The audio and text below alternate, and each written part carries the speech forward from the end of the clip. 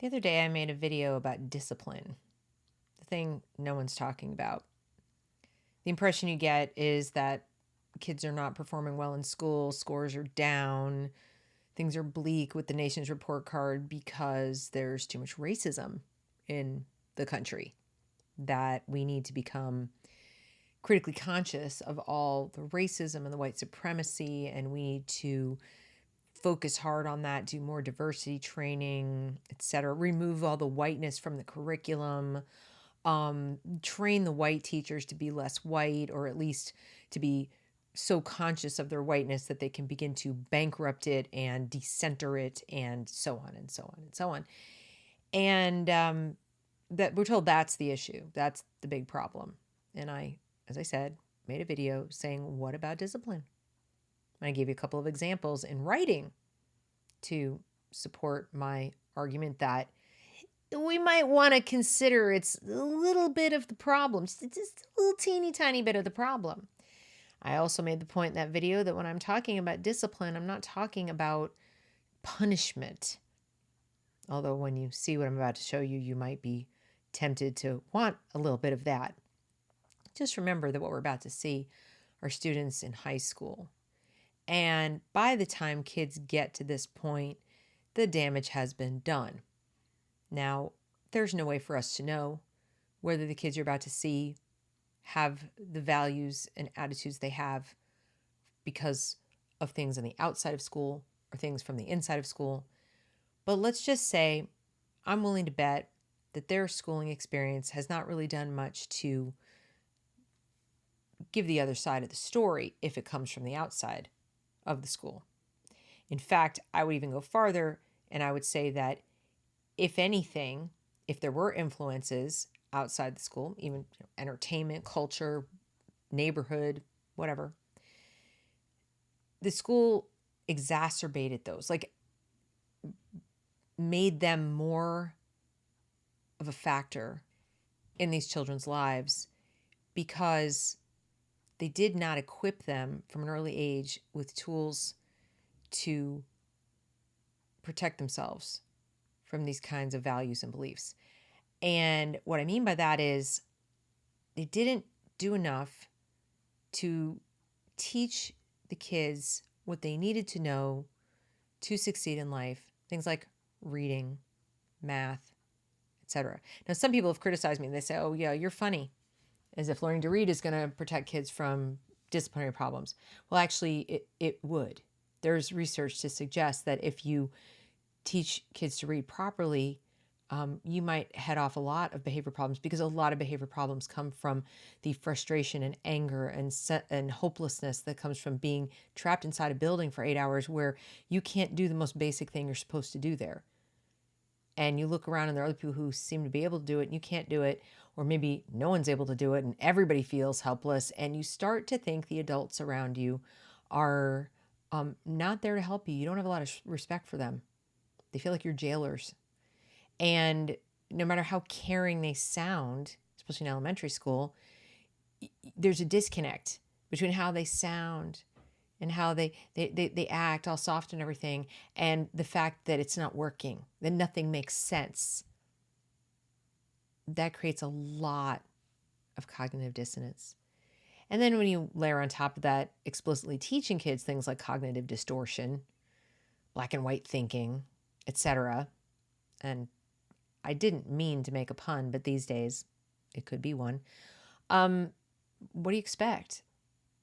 What do you expect? I'm not holding these kids blameless. This is crazy what you're about to see.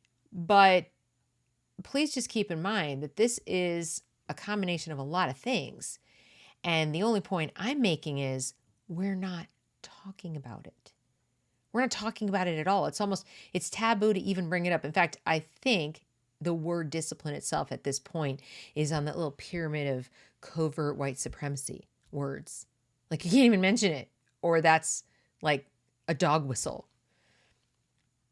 So if we can't talk about it, how are we going to fix it? How are we going to address it?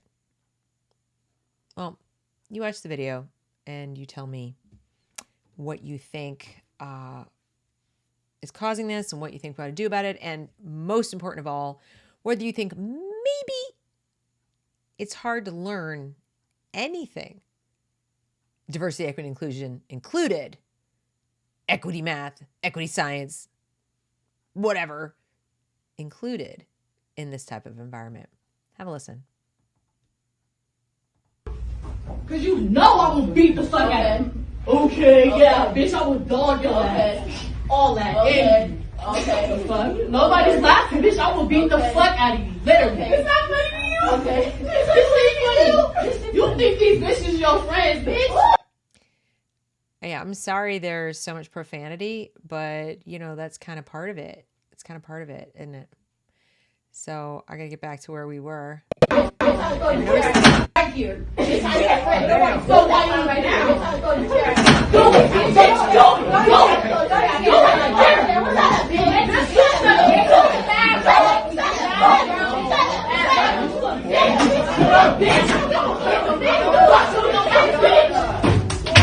Oh shit.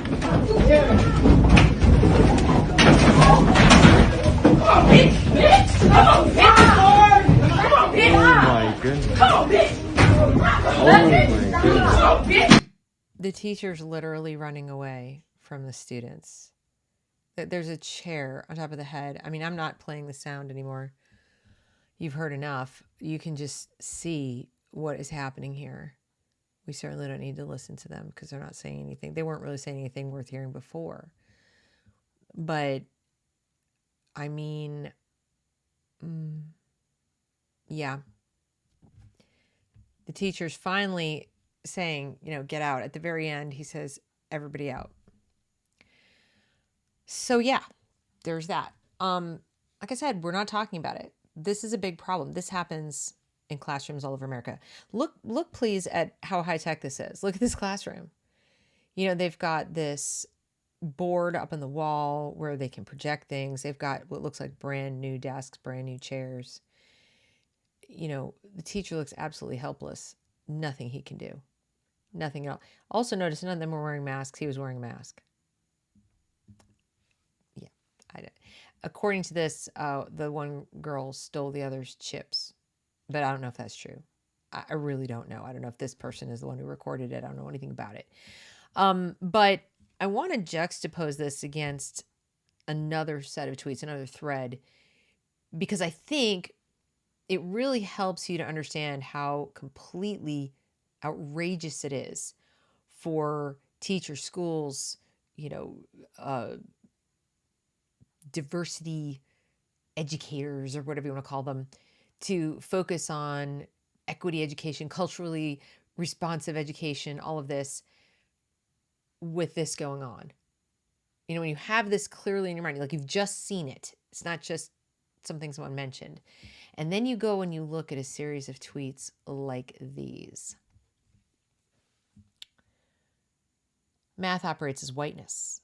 Philosophical basis for the proposed anti-racist California math framework, which limits or eliminates accelerated classes and gifted programs for high-achieving students. So where we just have those students, that classroom. You notice what the other students were doing too, right? They were just sort of sitting there laughing, taking video, certainly not getting anything out of the class. And it looked like a pretty mixed group of kids.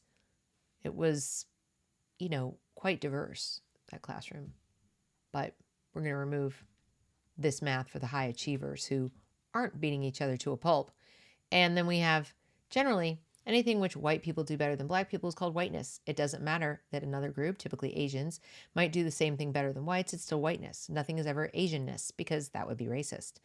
No, what matters is that blacks don't do as well as whites. Everything is formulated around the black-white comparison, and other less ideologically convenient comparisons, especially those between whites and Asians, are ignored. The center of gravity in our new anti-racist America is firmly in 13% of its population. Call it the 1619 effect.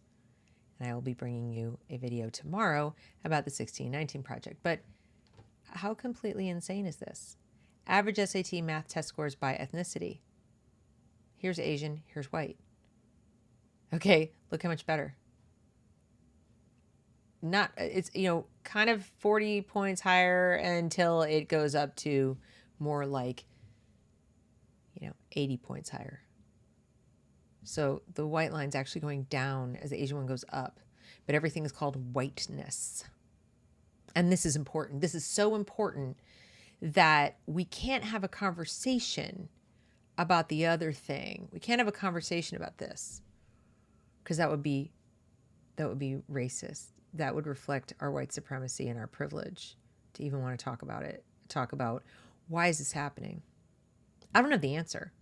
I gave you some hypotheses about, learning, in the early grades and not setting up discipline plans to go with, the learning issues, not empowering teachers in the early grades and so forth. And by third grade where these kids are. I'm hearing stories from teachers already this year about 7-year-olds who are threatening to kill teachers with knives. 7-year-olds. So in cases like that, it's probably not starting in the school. I'm just going to go out on a limb, say that. No, that's an unpopular thing to say. You might get in really big trouble for saying things like that. But if we don't say things like that, if we don't talk about it, if we don't say, this is happening, this is real, this is happening in our nation's schools. Kids are getting in these fights every single day. And it's only going to get worse. We're less than a month into the school year. It is not going to improve. So if we don't start talking about discipline pretty soon, it's going to be lit. Yeah, that's what Truman and I say. It's going to be lit. And I don't say that with a smile. That is just the sound that word makes when you say it like that. Because how else can you possibly express that thought? Anyway, just wanted to show you that and get you thinking about, as I've called it, the invisible elephant in the room. Discipline in the schools. As always, if you find this content helpful and informative, please consider subscribing to the channel, liking the video, commenting on the video, sharing the video. And I would invite you to join my locals community where you can not only support my work, and I do appreciate those of you who have done that, but you can also join into my Zoom calls twice a week, and we can talk about all things education face to face, live and in person, and privately, meaning not with the general public like this is. So that's it. Have a great evening.